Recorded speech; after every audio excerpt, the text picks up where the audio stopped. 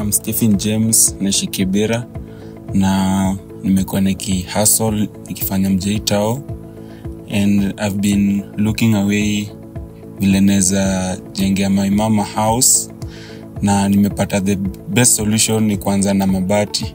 Na I've done my research na nimekam kurealize that Boma Mabati company is the best company that I can trust, because they have quality iron sheets, any type unataka, your delivery they do it on time.